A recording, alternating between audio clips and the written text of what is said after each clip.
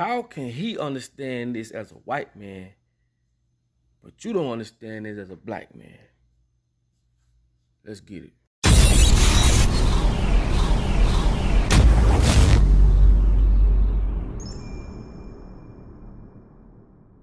Now, before y'all go to talking, I'm not talking about every black person. And it's to be honest with you, a lot of us is waking up. A lot of people are waking up. A lot of people seeing what's going on no matter what color you are. But for those very few, especially blacks who act like they don't see what's going on, I want y'all to see this video. I want y'all to check this out. Because if he can understand this, I know damn well you can understand it. You get what I'm saying? And like I say, I ain't trying to be, I ain't trying to step on nobody's toes, hurt nobody's feelings, but I'm just going to call a spade a spade. We need to stop that. You understand me? When I saw this video, I had to do a video on this. And I want y'all to pay close attention. I could tell that this dude been doing his research. He know what he's talking about. And I want y'all to get this through and through. So share it to your cousin, your people, your family, whoever. I want them to check this video out, man. And if y'all miss anything, please rewind it. Let's go. Listen, I have a message of life for a particular group of people in America, which is the young black male in particular, but really most of all black American.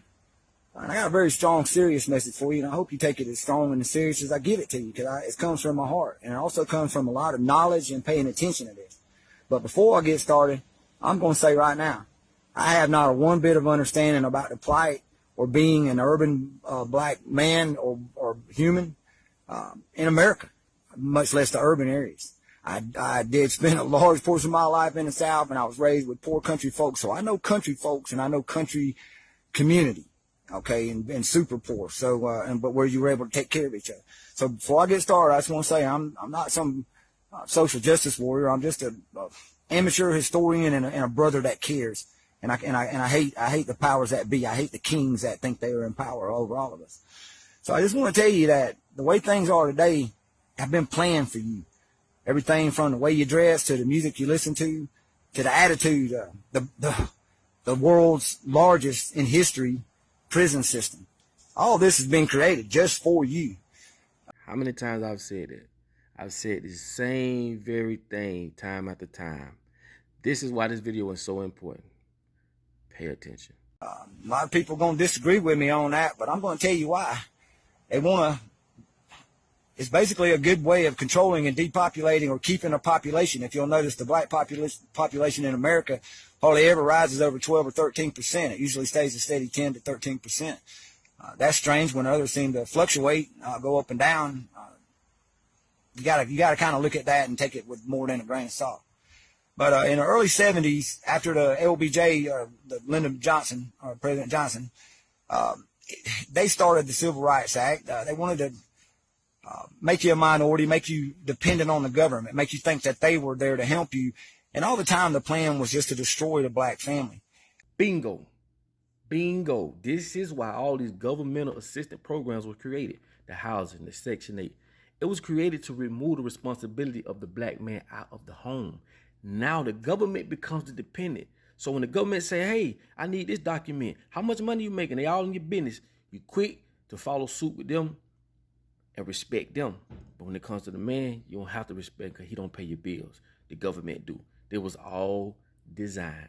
And the crazy part about it is they got a lot of our black women sold by the neck. So some of them don't even want to advance. They don't want to get a better job because they feel like they're going to get kicked off the program. Like I say, I'm not going against you. I'm just showing you just how you blame the oppressor and not the oppressed. Pay close attention. It was to rip you apart. Proof of this is just later on in the Nixon administration. I believe it was in '73. The Roe versus Wade decision came up to legalize abortion, and the black mother back then was still very strong. The family unit was still very intact. So they knew that they couldn't do it just by saying, hey, it's legal to get rid of a baby. Nobody would do that. But when you make it a right, when you make it something that they're holding against you or a woman's right to choose, they use a lot of psychological warfare on that one, that's for sure. But it wasn't for women's rights so much as it was to depop. They had predicted, the government looks at statistics, and they had predicted that there was going to be this super giant rise in the late 80s and early 90s, and especially in the 90s, of urban youth, black youth, all right? And this was going to cause a lot of gang violence. This could even be a takeover of the cities. They even had movies about it in the 70s, like The Warriors, where the gangs were going to take over. And some guy named, I think his name was Cyrus, was going to take over. And but anyway, they really feared this. So they basically decided to allow the criminal to be killed before it was born. And I say that because that's the way it was. That's the way this plan was laid out. That's why this really happened. It was so they could kill this population wave that was coming up, that they knew was coming up, and it would be in the urban areas, which would probably cause more gang violence and takeovers of the cities, like I said. Now, you go from that, then you look at how they flooded the streets with during the 80s with the crack. It hit the urban areas the hardest. The other more class-related areas of town, the partying was always with the powder. No, the crack hit the urban cities, and this also caused a lot of violence and caused a lot of killing each other.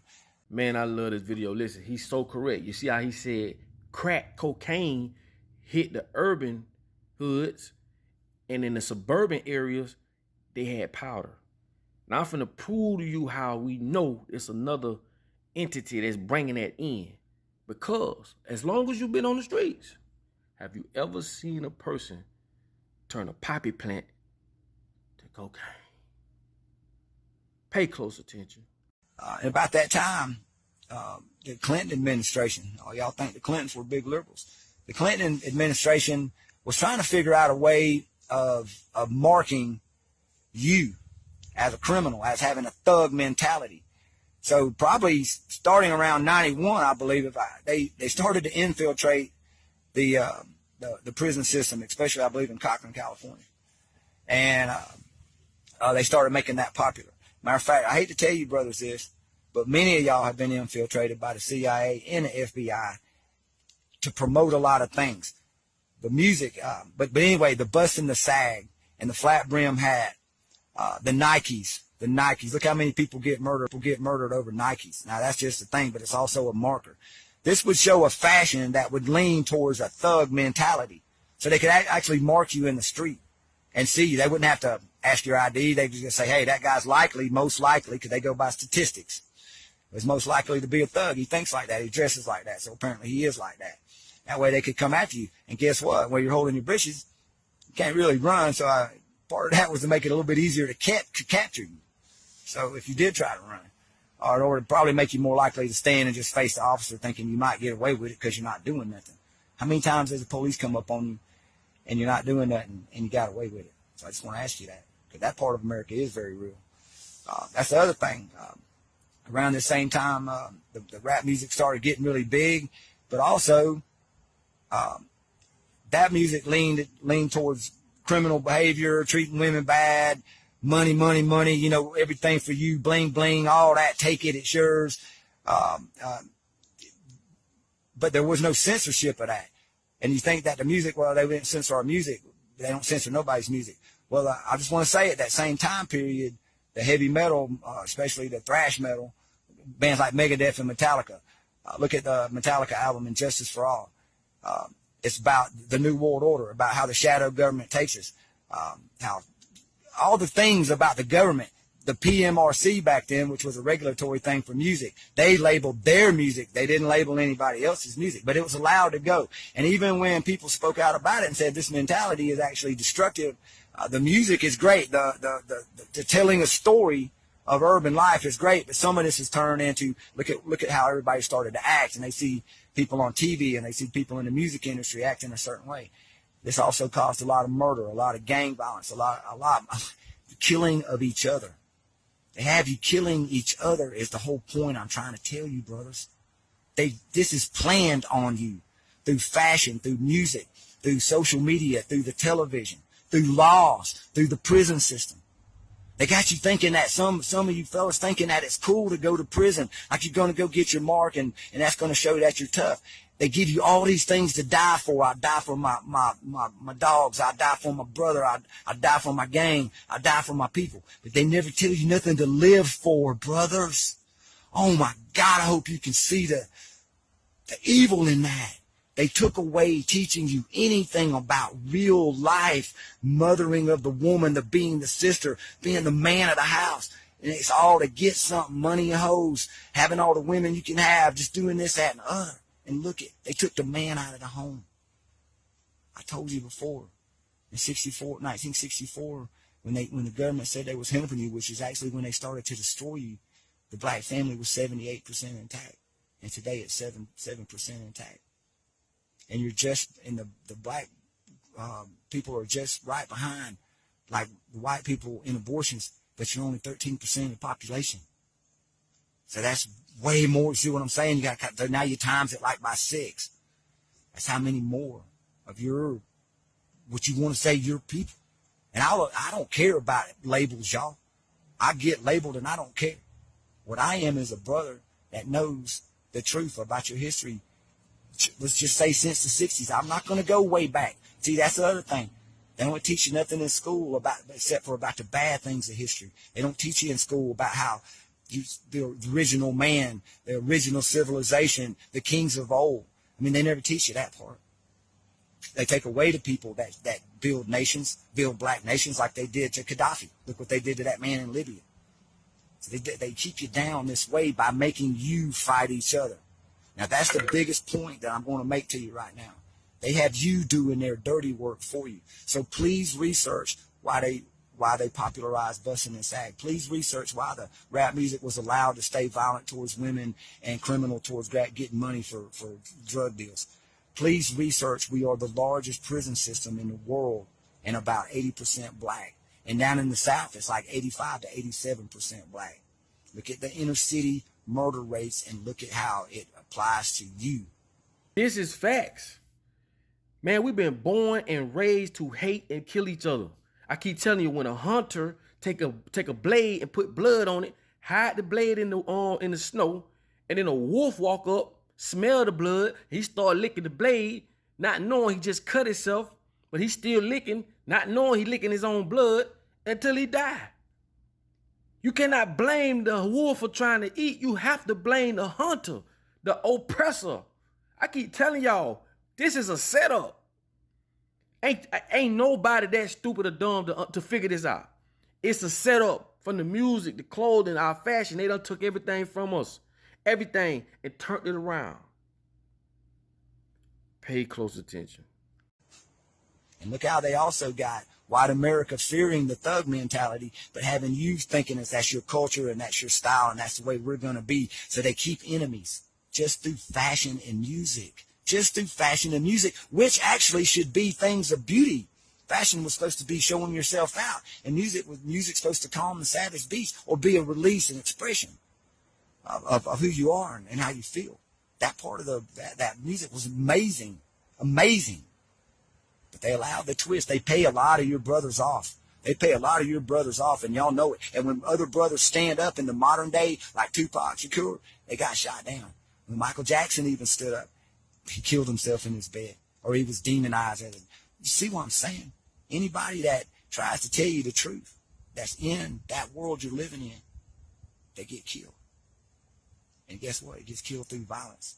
And they promote violence. You didn't do this. This isn't what you made for yourself. This was made for you. So please see that. Take back your culture. Take back your lives. Live your lives. Stay outside. America's a country where you're supposed to be able to live like you want wherever you live. So do that. Don't forget that. Quit worrying about what people that don't like you think about you, and stick with what the people that are your brother, your tribe, people that want to coexist, people that want to live their way like me and coexist with you, my brother. Because I don't want to be killed for how I look, and I don't want you killed for how you look. That's how we coexist. And we also coexist by being real with each other and by speaking to each other. Now, I'm speaking to you as an older male elder, not as a white man, not as a white Southerner. I think a lot of you older men out there, too, we should be talking to these young brothers and teaching them life again. You young brothers, you go live. You go live your way, but you make sure you're living your way. Y'all like, subscribe, comment, please share. I just want to drop that video on y'all, man. It was very informative. Rewind it, send it to your son, your brother, send it to your cousin, because there's a lot of information on here, and it's very eye-opening and really to the point. You know what I'm saying? minus all the other crap. That was more to the point than one of the most videos I've ever seen. You get what I'm saying? So with that being said, man, y'all be safe. Take care of yourself, man, and understand, man, we got to come together. If we don't, it ain't gonna change.